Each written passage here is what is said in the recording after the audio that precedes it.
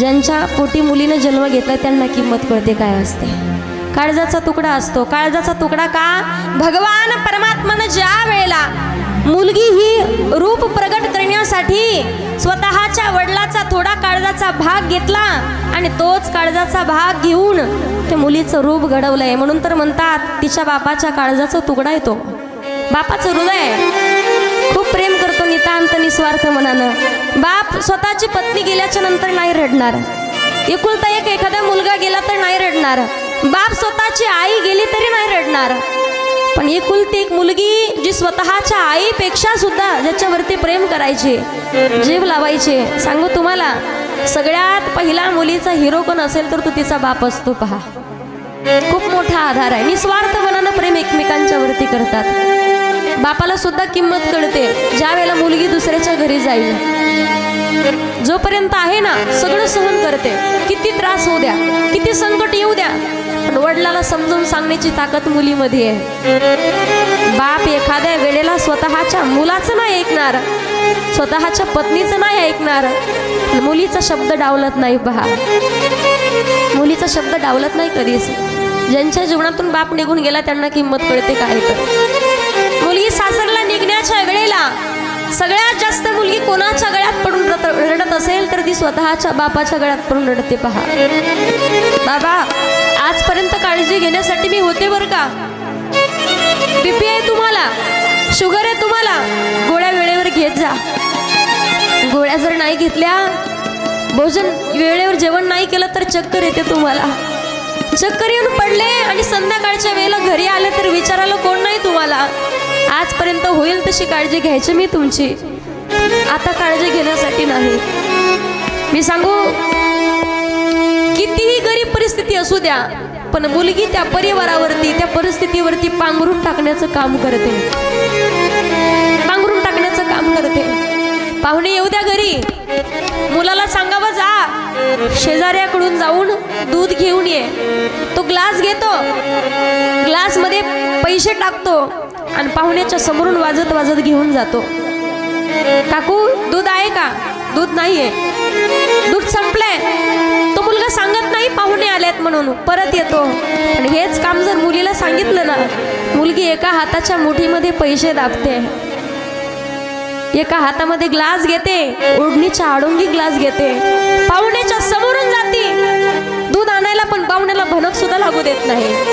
काकू पाहुणे आले, तू दूध द्या, दूध संपले। नाही काकू दूध द्या, पाहुणे आलेत, माझ्या वडिलाची इज्जत जाईल, थोडंसंच दूध आहे, थोडंसं द्या, 2-3च पाहुणे आहेत। संध्याकाळी बाबांनी गाईचं दूध काढलं ना, मी तुमचं दूध परत आणून देईन, हे पैसे ठेवा, संध्याकाळी दूध द्यायला परत येते। घर किती परिस्थिती गरीब असू द्या, किती मोठ्या गरीब मुलीला दिलं ना तुम्ही, किती मोठ्या घरात द्या, त्या घरातून गरीब परिस्थितीमध्ये रोज खायची पंचायत असू द्या माहेरी, पण माहेरी आल्याच्या नंतर ज्या वेळेला सासरी निघण्याची वेळ येईल ना, ढसाढसा मुलगी रडते। 4 वेळेला दरवाजात जाते, 4 वेळेला बाहेर येते, 4 वेळेला आतमध्ये जाते, कारण तिला वाटतं माझं काही विसरलं तर नाही ना, माझं काही विसरलं का नाही ना। पण भोळं भाबडं मन तिच्या लक्षात राहत नाही। घराला मातीच्या भिंती आहेत, पण याच भिंतीमध्ये तिचा जीव अटकलेला आहे। लहानपणापासून त्याच मातीवरती ती गुडघ्याने रांगत आली आहे, त्याच मातीला त्याच भिंतीला धरून ती लहानाची मोठी झाली। तिचा जीव अटकतो ज्या वेळेला तिला वाटे लावण्याची वेळ येते ना, आईला किंमत कळते। आई शेतात गेल्यापासून सकाळपासून संध्याकाळपर्यंत, सकाळच्या जेवणापासून तर संध्याकाळी चहापर्यंत, संध्याकाळी झोपेपर्यंत मुलगी सगळी कामं करते घरातली। आईला तांब्या सुद्धा उचलू देत नाही, वडिलाला सुद्धा कोणता त्रास ती मुलगी देत नाही। पण ज्या वेळेला तीच मुलगी दुसऱ्याच्या स्वाधीन आपण करतो ना, त्यावेळेला किंमत कळते। अहो किती मुलीला संस्कार द्या, घर जर चांगलं भेटलं नाही ना, ते आई वडिलाच्या अंतःकरणाला काळजाला पिळा बसतो, त्यांच्या धाक असतो। लग्न जमल्याच्या नंतर त्या मुलीचं लग्न होऊन 2 महिने 3 महिने संसार होईपर्यंत त्या आई वडिलाला झोप लागत नाही। एकुलती एक मुलगी आहे, आमच्या काळजाचा तुकडा दुसऱ्याच्या स्वाधीन केली आम्ही, लोक चांगलं सांभाळतील का? लोक व्यवस्थित तिला लक्ष देतील का? लोक तिच्याकडे पाहतील का? अहो घर माहिती नाही कसं आहे, पण तरी सुद्धा त्या परिवारावरती विश्वास ठेवून मुलगी स्वतःच्या मनाचं धाडस करते, घट्ट मन करून दुसऱ्याच्या घरी आणण्यासाठी जाते. पहा, सगळ्यात मोठा त्याग या मुलीचा, सगळ्यात मोठा त्याग बाईचा आहे. जन्माला आल्यापासून मरेपर्यंत श्रीभ्रूण हत्या व्हायची, हुंडा जास्त द्यावा लागायचा, बापाला तो त्रास सहन होत नव्हता, पण कित्येक मुली गर्भामध्ये मारल्यात, कित्येक मुली मारल्यात. घराला घर पण सण आला ना, सणाच्या वेळेला जर मुलगी जर नसेल तुमच्या घरात तर सण वाटत नाही. लग्न असेल, लग्नामध्ये इकडून तिकडून फिरण्यासाठी मुलगी नसेल तर ते लग्न वाटत नाही. किती मोठा कार्यक्रम असू द्या, त्याच्या पुढचं एक सांगते पहा, एकुलती एक मुलगी असू द्या, मुलं तुम्हाला 3 आहेत, पण मुलगी जर तुमच्या जीवनात नसेल ना, शेवटच्या वेळेला प्रेतावरती डोकं ठेवून रडण्यासाठी सुद्धा, ती अंतयात्रा करण्यासाठी सुद्धा मुलगीच पाहिजे. पहा, त्या अंतयात्रेला सुद्धा किंमत नाही, मुलगी नसल्याशिवाय ते सुद्धा वाटत नाही. मुलगी असेल, स्वतः आईवडिलाची काळजी घेते. जाताना आजीजवळ जाणार, आजी बाबांना बीपी आहे, बाबांना शुगर आहे, त्यांना जेवण वेळेवर देत जा. माझी आई काही बी बोलते ग, जर जास्तच काही बोलली ना, तिने जर भाकरी नाही दिली खायला तर तू बाबांकडे लक्ष देत जा. मी होते तोपर्यंत काळजी घ्यायचे, पण आता तिला पाहण्यासाठी कोण नाही, त्यांना लक्ष द्यायला कोण नाही. भावाकडे गेली ना, दादा तू लहान नाही राहिला आता, मी होते तोपर्यंत तुझ्या सगळ्या चुकांवरती मी पांघरून टाकत आले, पण बाबांना आता त्रास होईल असं वागू नको.